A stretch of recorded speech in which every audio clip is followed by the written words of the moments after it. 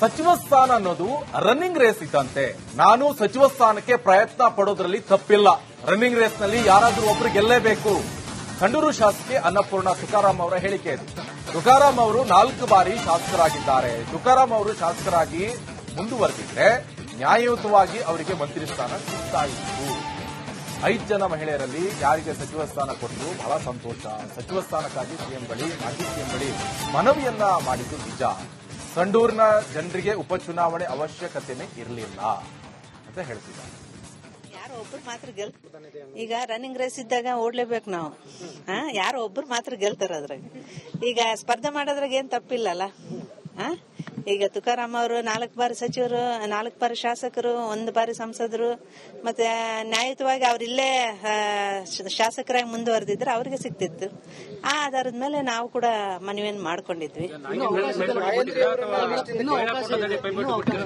ಅಲ್ಲ, ಅವಕಾಶ ಇದೆ. ನಾವು ಕೂಡ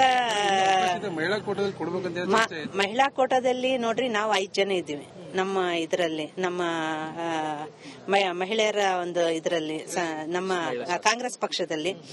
ನಮ್ಮಲ್ಲಿ 5 ಜನರಲ್ಲಿ 6 ಕೊಟ್ಟರು ಸಂತೋಷ. ಸಿಎಂ ಅವ್ರಿಗೂ ಮನವಿ ಮಾಡ್ಕೊಂಡಿದ್ದು ನಿಜ, ಮಾಜಿ ಸಿಎಂ ಅವ್ರಿಗೂ ಮನವಿ ಮಾಡ್ಕೊಂಡಿದ್ದು ನಿಜ. ಯಾಕಂದ್ರೆ ನಮಗೆ ಚುನಾವಣೆ ಸಂದರ್ಭದಲ್ಲಿ ನಮ್ಮ ಜನರಿಗೆ ಯಾರಿಗೂ ಅವಶ್ಯಕತೆನೇ ಇರ್ಲಿಲ್ಲ. ನಮ್ಗೆ ಬೈ ಎಲೆಕ್ಷನ್ ನಮ್ ಸಂಡೂರು ಜನ ತ್ಯಾಗ ಮಾಡಿದ್ದಾರೆ. ಸುಮ್ನೆ ಅನಾವಶ್ಯಕವಾಗಿ ನಾವು ಬೈ ಎಲೆಕ್ಷನ್ಗೆ ಹೋಗೋ ಅವಶ್ಯಕತೆನೇ ಇರ್ಲಿಲ್ಲ. ಇಲ್ಲಿ ಸ್ಥಳೀಯ ಶಾಸಕರು ತುಕಾರಾಂ ಅವರು ಒಳ್ಳೆ ಕೆಲಸ ಮಾಡ್ಕೊಂಡು ಹೋಗ್ತಿದ್ರು.